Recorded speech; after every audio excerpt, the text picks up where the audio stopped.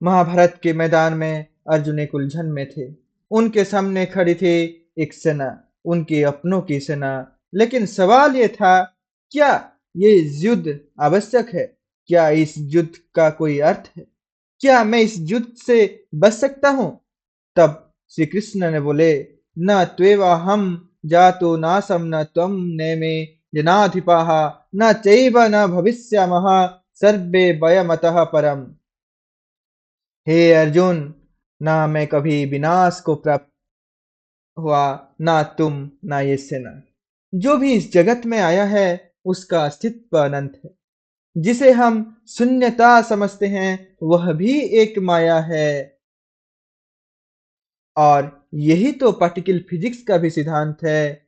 ये कि इलेक्ट्रॉन कभी नाश नहीं होता, बल्कि फोटन का रूप ले सकता है। एक न्यूट्रॉन कभी पूरी तरह से खत्म नहीं होता, बल्कि प्रोटॉन और इलेक्ट्रॉन में बदल जाता है। जैसे श्री कृष्ण ने कहा कि आत्मा अमर है, वैसे भी विज्ञान भी कहता है पार्टिकल्स नाश नहीं होते, सिर्फ एक अवस्था से दूसरी अवस्था में परिवर्तित होते हैं। तो क्या मृत्यु सत्य है या फिर सिर्फ एक परिवर्तन? क्वांटम फिजिक्स कहता है कि एक वैक्यूम भी शून्यता नहीं है। उसके अंदर भी वर्चुअल पार्टिकल्स जन्म ले रहे हैं और विलीन हो रहे हैं। जैसे श्री कृष्ण ने कहा था कि जो अस्तित्व में है वो हमेशा था और हमेशा रहेगा, वैसे ही क्वांटम दुनिया भी इस यूनिवर्सल सत्य की प्रतिबिंब है। दोस्तों, आज हम एक और मैदानी जंग के सामने खड़े हैं। एक ऐसा युद्ध जो महाभारत से भी प्राचीन है। एक ऐसा युद्ध जो तब शुरू हुआ जब समय का पहला किरण छटा। एक ऐसा युद्ध जो हर जरे के अंदर आज भी चल रहा है। और आज मैं आपको उसी युद्ध की कहानी सुनाने आया हूँ। पार्टिकल फिजिक्स की कहानी। मैं हूँ अमन पटेल और आपका स्वागत है एक नए सफर में। और आप सभी का स्वागत है मेरा एक खूबसूरत सा प्यारा सा चैनल फिजिक्स प्लस। ये एक सफर जो समय के अंतिम तक तक ले जाएगा, सफर है पार्टिकल फिजिक्स का। श्री कृष्ण ने बोले थे अर्जुन को, दब्बो भूत सर्गो लोकेस्मिन् दैव असुर एव च दैवो विस्तरसः प्रोक्तासुरम पार्थ में सुनो। हे अर्जुन, इस संसार में दो प्रकृति हैं। एक दैवी प्रकृति जो स्थिरता की तरफ बढ़ती है, और एक असुरी प्रकृति जो विनाश और अशांति का संकेत है। और दोस्तों, यही तो क्वांटम यूनिवर्स का सबसे बड़ा रहस्य है। यही तो मैटर और एंटीमैटर की कहानी है। जब सृष्टि का जन्म हुआ तब प्रकृति ने एक महान युद्ध देखा। एक तरफ था मैटर जो इस संसार का निर्ममता था, और दूसरी तरफ था एंटीमैटर जो इस सृष्टि का नष्ट करने वाली शक्ति थी। जैसे श्री कृष्ण कहते हैं कि असुरी शक्तियों का विनाश निश्चित है, वैसे ही प्रकृति ने एंटीमैटर को हरा दिया, तभी ये संसार बना।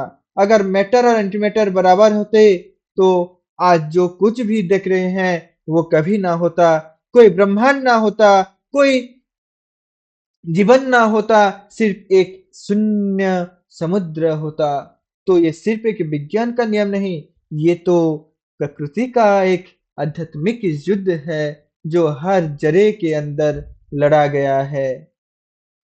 श्री कृष्ण ने कहा था, यदा यदा हि धर्मस्य ग्लानिर्भवति भारत अभ्युत्थानम अधर्मस्य तदात्मानं सृजाम्यहम्। जब भी धर्म गिरने लगता है और अधर्म बढ़ने लगता है, तब मैं स्वयं इस जगत में आता हूँ नियम स्थापित करने के लिए। अरे यही तो क्वांटम डिके का भी नियम होती है। प्रकृति हमेशा अनस्टेबल पार्टिकल्स को स्टेबल रूप में बदलने का काम करती है। एक अनस्टेबल न्यूट्रॉन डिके होके प्रोटॉन, इलेक्ट्रॉन और न्यूट्रॉन का जन्म लेता है। जैसे कृष्ण हर युग में धर्म की रक्षा करने के लिए आते हैं, वैसे ही प्रकृति भी हमेशा बैलेंस और स्टेबिलिटी बनाए रखती है। श्री कृष्ण कहते हैं कि अधर्म का विनाश आवश्यक है। और फिजिक्स भी कहती है कि अनस्टेबल स्टेट्स लॉन्ग टर्म में नहीं टिक सकती। जैसे श्री कृष्ण ने कौरव सेना को, कंस को विनाश करके धर्म का स्थापना किया किए थे, वैसे ही प्रकृति हर अनस्टेबल पार्टिकल का विनाश करती है और एक नए स्थिर तत्व का जन्म देता है।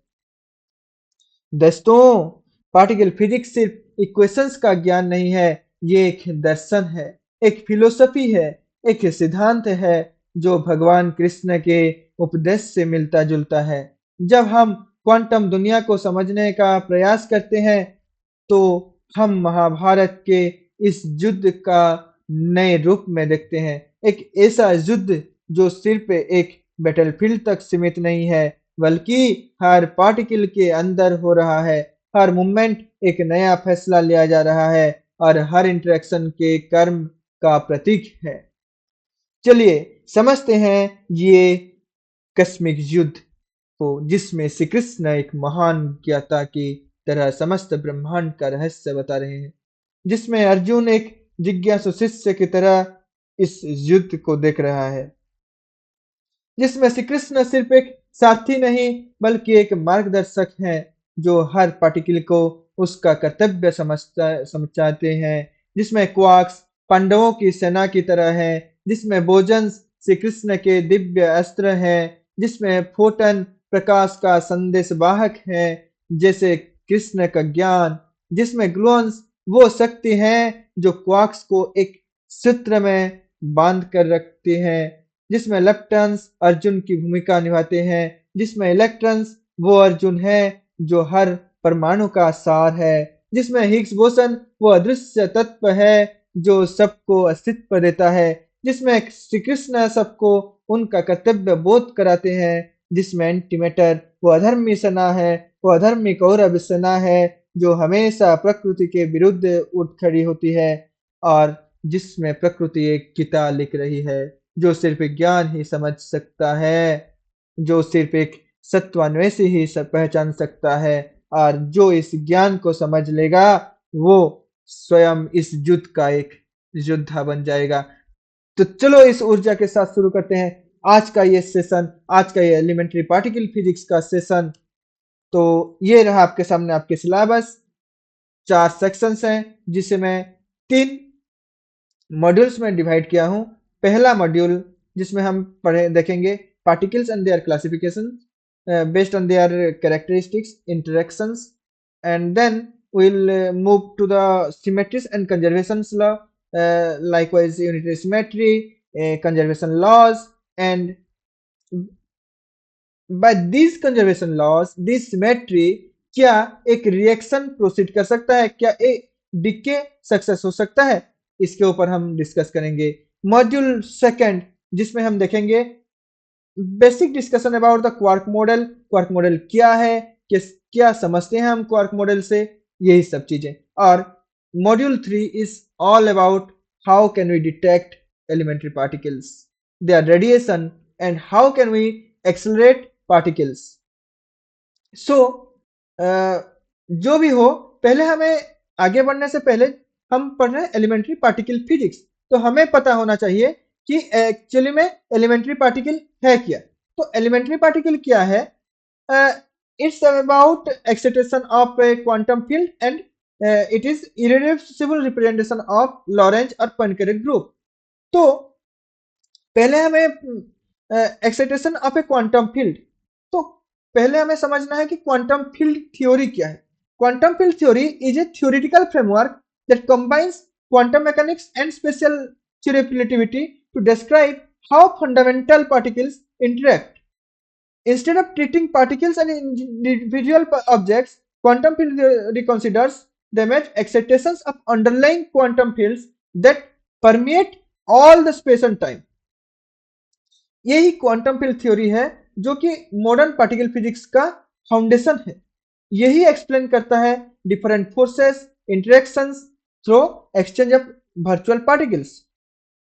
सो सबको पता होगा एक चीज कि पार्टिकल फिजिक्स के अंदर स्टैंडर्ड मॉडल है, फॉर्मुलेट किया गया है, जो हम आगे भी देखेंगे। तो ये जो standard model of particle physics है, this is formulated within the quantum field theory describing electromagnetic force, weak interaction, strong interaction, gravitational interaction, etcetera.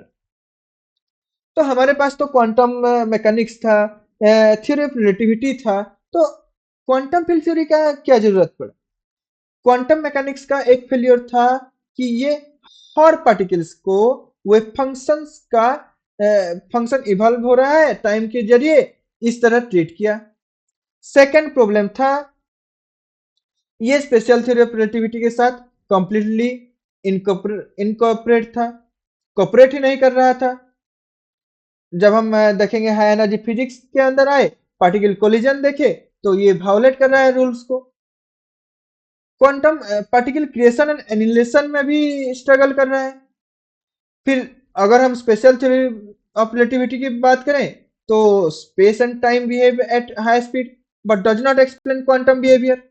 तो यही जो प्रॉब्लम था, इसको सॉल्व करने के लिए हमारा क्वांटम फील्ड थ्योरी आया, which fully incorporates special relativity and explain how particles are created and destroyed.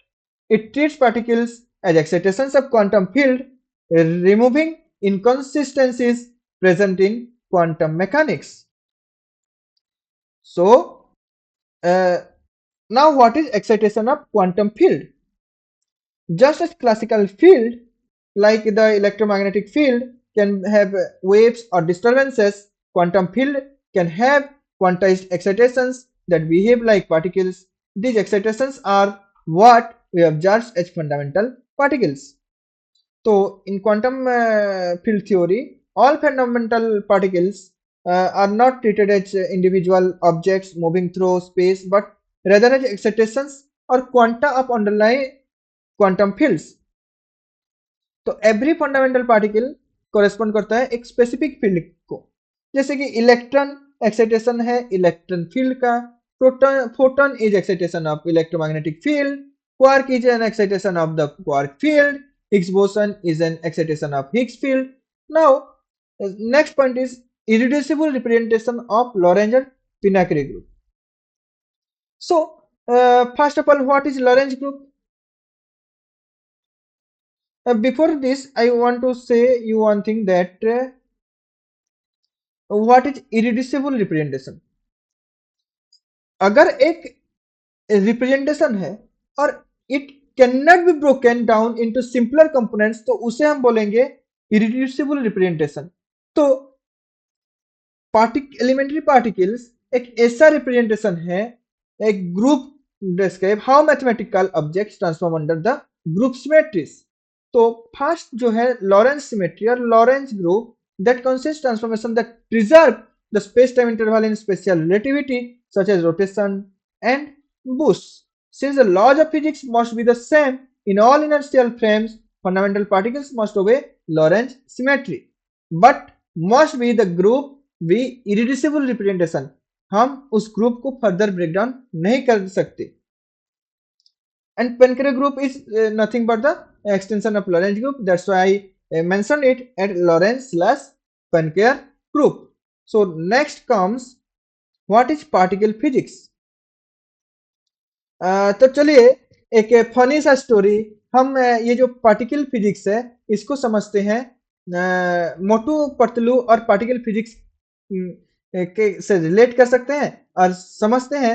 एक जो कार्टून है हमारा फेमस कार्टून, आपका भी प्यारा सा कार्टून होगा, वही मोटू और पतलू की कहानी, तो उसी से समझने की प्रयास करते हैं। एक दिन फुरफुरी नगर के चाय वाले के दुकान में मोटू ने गरम गरम समोसा उठाया और पतलू से बोला, यार पतलू, ये समोसा किस चीज से बना है? पतलू ने चश्मा ठीक किया, बिना चश्मा के तो उसे दिखाई ही नहीं देता, तो चश्मा ठीक किया और बोला आलू और मैदा से, और क्या।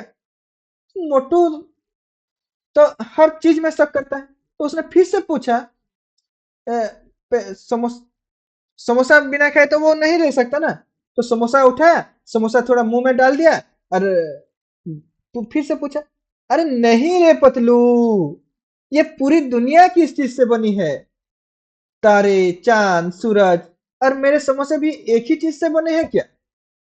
तो पतलू का दिमाग आइंस्टाइन मोड में आ गया और उसने हाथ घुमाए और बोले, अरे मोटू, ये तो एकदम जबरदस्त सवाल है।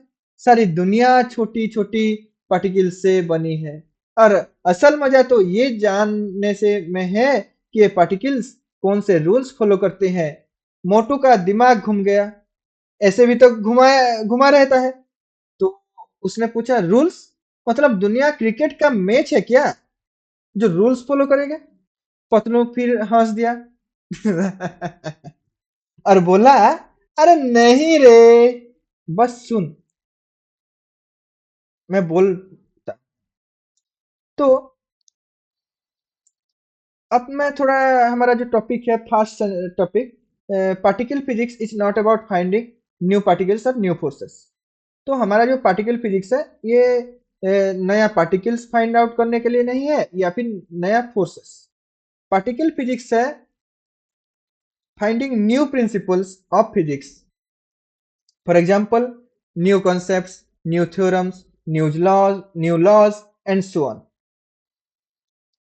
तो पतलू ने फिर बोला, अगर आइजैक न्यूटन फुर्फीरी नगर में होता तो उसके दिमाग की बत्ती एप्पल गिरने से नहीं, मोटू के हाथ से एक गरम समोसा गिरने से जलती। एक सेकंड के लिए सोचो, न्यूटन ने एक सिंपल इक्वेशन लिख दी जो जमीन पे गिरती चीजों और आसमान में घूमते तारों को एक साथ एक्सप्लेन कर सकती है। यही तो फिजिक्स का असली मजा है, जितना सिंपल फार्मूला उतनी ज्यादा दुनिया समझने की पावर। इसी कंसेप्ट को बोलते हैं प्रिंसिपल ऑफ रिडक्शन, कि दुनिया चाहे जितनी कॉम्प्लिकेटेड लगे, असल में सब कुछ सिर्फ कुछ ही बेसिक प्रिंसिपल से चल रहा है। तो यही पार्टिकल फिजिक्स को, इसीलिए ये ना तो नए पार्टिकल्स को फाइंड आउट करके और कॉम्प्लिकेटेड बनाना है, ना ही नया फोर्सेस को फाइंड आउट करना है। ये तो finding new principles of physics है। For example, new concepts, new theorems, new laws and so on. It's all about getting as few equations as possible, as few principles as possible to explain a wide variety of seemingly disparate complicated phenomena. Hence, particle physics is also known as principle of reduction, which is inaugurated by Sir Isaac Newton. हम particle physics को high energy physics भी बोलते हैं। सोचो थोड़ा कि मोटू को समझाने है कि एक समोसा कैसे बना है, क्या वो आराम से उसको देख के समझने की कोशिश करेगा? नहीं, वो तो जबरदस्त जोर से समोसे को तोड़ देगा और बोलेगा, अब देखता हूं क्या क्या है इसके अंदर। बस यही काम साइंटिस्ट भी करते हैं। साइंटिस्ट भी पार्टिकल्स को जोर से टकरा कर तोड़ते हैं ताकि पता चले कि अंदर क्या है। इसलिए पार्टिकल फिजिक्स को हाई एनर्जी फिजिक्स भी बोलते हैं। जो काम मोटू समोसे के साथ करता है, वही काम दुनिया का सबसे बड़ा particle accelerator large hadron collider करता है, बस समोसे की जगह प्रोटॉन्स के साथ।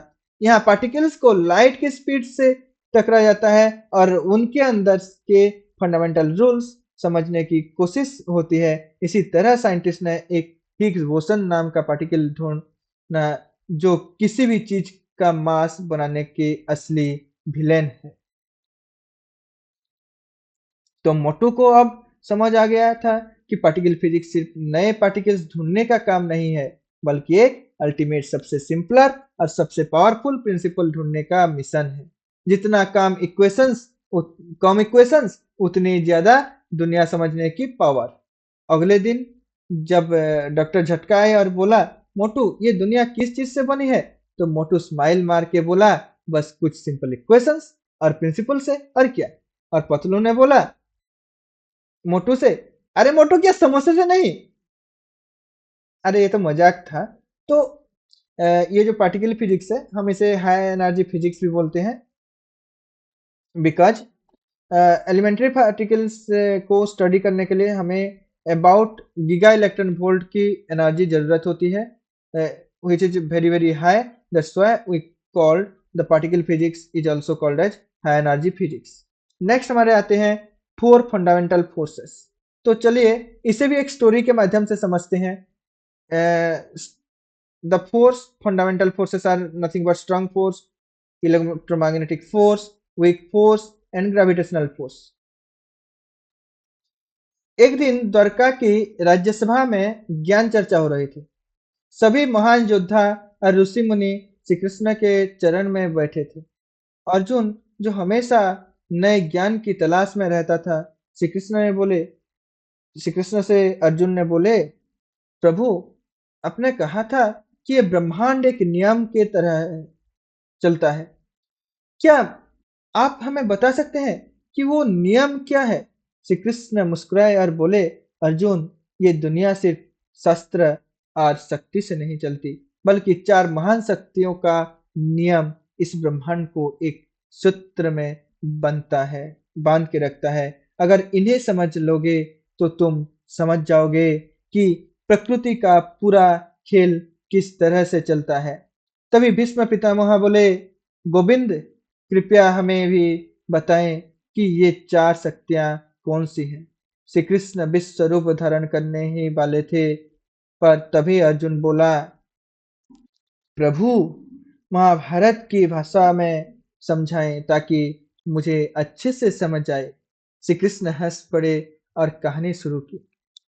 श्री कृष्ण ने बोले, अर्जुन, याद है जब भीष्म पितामह ने प्रतिज्ञा ली थी कि वो हस्तिनापुर के सिंहासन की रक्षा के लिए जीवन भर ब्रह्मचारी रहेंगे? अर्जुन ने बोले, हाँ प्रभु। उनकी प्रतिज्ञा इतनी शक्तिशाली थी कि उन्हें स्वयं इच्छा मृत्यु का वरदान मिला। श्री कृष्ण ने बोले, बिल्कुल वैसे ही ये पहली शक्ति भी एक ऐसी प्रतिज्ञा है जो हर एटम के न्यूक्लियस को मजबूती से जोड़ कर रखती है। ये स्ट्रॉन्ग न्यूक्लियर फोर्स है। जैसे भीष्म पितामह अपनी प्रतिज्ञा से कभी नहीं मिले, वैसे ही ये शक्ति न्यूक्लियस के अंदर प्रोटॉन और न्यूट्रॉन को तोड़ने नहीं देती।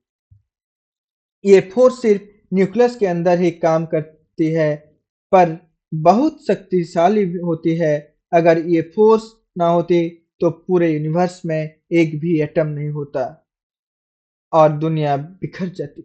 अर्जुन हैरान हो गया, वाह प्रभु, तो यही सबसे शक्तिशाली फोर्स है? श्री कृष्ण बोले, हाँ, लेकिन दूसरी शक्तियां भी उतनी ही जरूरी है जितना यही। दूसरी शक्ति, श्री कृष्ण ने बोले, अर्जुन, याद है जब तुम गुरु द्रोणाचार्य के सबसे प्रिय शिष्य थे और तुम्हें उनका आशीर्वाद था? अर्जुन मुस्कुराए और बोले, हाँ प्रभु, गुरु द्रोण मुझे अपनी ओर आकर्षित करते थे, क्योंकि मैं उनका अनुशासन मानता था, उनका बनाए नियम मानता था। श्री कृष्ण ने बोले, वैसे ही ये दूसरी शक्ति भी आकर्षण और प्रतिकर्षण का खेल है, मतलब अट्रैक्शन और रिपल्सन का खेल है। ये है इलेक्ट्रोमैग्नेटिक फोर्स। जैसे द्रोणाचार्य ने अपने शिष्यों को शिक्षा दी और अर्जुन को अपनी ओर आकर्षित किया, वैसे ही ये शक्ति पॉजिटिव और नेगेटिव चार्जेस को आकर्षित या प्रतिकर्षित करती है। इलेक्ट्रॉन्स न्यूक्लियस के चक्कर लगाते हैं, क्योंकि न्यूक्लियस पॉजिटिव होता है और इलेक्ट्रॉन नेगेटिव।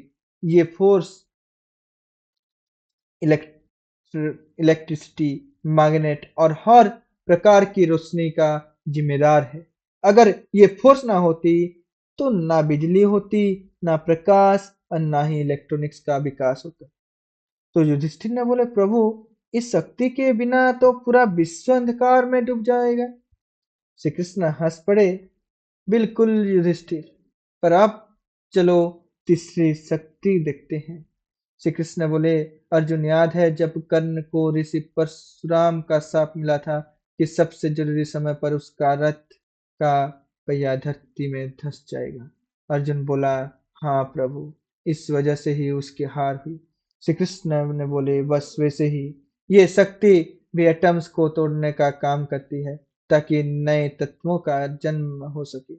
यही वीक न्यूक्लियर फोर्स है। जैसे कर्ण का रथ धरती में धस और उस धसना और उसका बल कम हो जा गया, वैसे ही ये शक्ति कुछ न्यूट्रॉन और प्रोटॉन का धीरे धीरे बिखरने का काम करती है। ये रेडियोएक्टिव डीके का कारण है। न्यूक्लियर रिएक्शन और सूरज की रोशनी का कारण भी यही फोर्स है। अगर ये फोर्स ना होती तो सूरज की रोशनी बंद हो जाती और धरती पर जीवन खत्म हो जाता। फिर द्रोणाचार्य बोले, गोविंद, ये तो अद्भुत शक्ति है, बिना इसके जीवन संभव ही नहीं। श्री कृष्ण ने बोले, बिल्कुल गुरुवर, पर अब अंतिम शक्ति सुनो। चौथी शक्ति है ग्रेविटेशनल फोर्स। सभी ने श्री कृष्ण से कहा, प्रभु, सबसे बड़ी शक्ति कौन सी है? श्री कृष्ण मुस्कुराए और बोले, मेरी विश्व रूप शक्ति, ये ग्रेविटी है। जैसे श्री कृष्ण का विश्व रूप पूरे ब्रह्मांड को अपनी ओर खींच रहा था, वैसे ही ग्रेविटी सब कुछ अपनी ओर खींचने का काम करती है। सूरज, चांद, धरती सब कुछ इसके कारण घूम रहा है। अगर ग्रेविटी ना होती तो अर्जुन का तीर कभी अपने लक्ष्य तक नहीं पहुंचता। पहाड़ गिर जाते, नदियां उड़ने लगती और धरती पर एक भी इंसान नहीं रह पाता। तो यही है हमारा फोर फोर्सेस। तो अब हम देखेंगे इन फोर फोर्सेस का प्रॉपर्टीज क्या होते हैं। So, strong force is the strongest force with a relative strength of 10 to the power 18. फिर आता है हमारा सेकंड स्ट्रॉन्गेस्ट फोर्स जिसका रिलेटिव स्ट्रेंथ है 10 टू द पावर 3. देन आता है हमारा वीक फोर्स जिसका रिलेटिव स्ट्रेंथ है 10 टू पावर -5. देन हमारा आता है weakest force with relative strength of 10 to power -39. ये एक्ट करता है क्वार्क्स के अंदर और nucleus inside the atomic nucleus. Electromagnetic force act करता है चार्ज पार्टिकल्स के ऊपर. वीक फोर्स बीटा डिके और न्यूट्रिनो इंटरेक्शन के लिए रिस्पॉन्सिबल है. ये एक्ट सभी मासेस और यूनिवर्स के ऊपर एक्ट करता है. स्ट्रॉन्ग फोर्स सबसे शॉर्ट रेंज है. फिर एक्सट्रीमली शॉर्ट रेंज है हमारा वीक फोर्स. और इलेक्ट्रोमैग्नेटिक फोर्स और ग्रेविटेशनल फोर्स का रेंज इन्फिनाइट है. लेकिन इलेक्ट्रोमैग्नेटिक फोर्स डिस्टेंस के हिसाब से वीक होते जाता है, लेकिन ग्रेविटेशनल फोर्स वीकेस्ट है सबसे. स्ट्रॉन्ग फोर्स को मीडिएट करता है ग्लूअन. इलेक्ट्रोमैग्नेटिक फोर्स को मीडिएट करता है फोटॉन्स. वीक फोर्स को मीडिएट करता है W bosons and Z bosons. And gravitational force is hypothetically mediated by gravitons, not yet confirmed. Strong force are hold atomic nuclei together. Electromagnetic force जो है वो govern करते हैं electricity, magnetism and light. Weak force is the cause of radioactive decay. Gravitational force governs planetary motion and cosmic structure. Strong force does not affect electrons. Electromagnetic force are responsible for atomic structure and chemical bonding. Weak force is influences subatomic particle transformations. Then gravitational force keeps planets, stars, and galaxies bound. Dominates at the subatomic scale. Stronger than electromagnetic force is stronger than gravity, but weaker than nuclear force. Weak force is essential in nuclear reactions like fusion. Gravitational force dominates at astronomical scale. Then comes strong force, electromagnetic force, weak force and gravitational force का और properties जो आप यहाँ से देख सकते हैं. Main property इसका है क्रॉस सेक्शनल एरिया जो होता है स्ट्रॉन्ग फोर्स का वो होता है 10⁻30 मीटर स्क्वायर. इलेक्ट्रोमैग्नेटिक फोर्स का होता है 10⁻39 मीटर स्क्वायर. वीक फोर्स का क्रॉस सेक्शनल एरिया होता है 10⁻33 metre square. And gravitational force में cross section is undefined. Life time होता है स्ट्रॉन्ग फोर्स का 10⁻23 सेकेंड. इलेक्ट्रोमैग्नेटिक फोर्स का 10⁻10 सेकेंड. वीक फोर्स का 10⁻20 second. And gravitational force does not have a life time.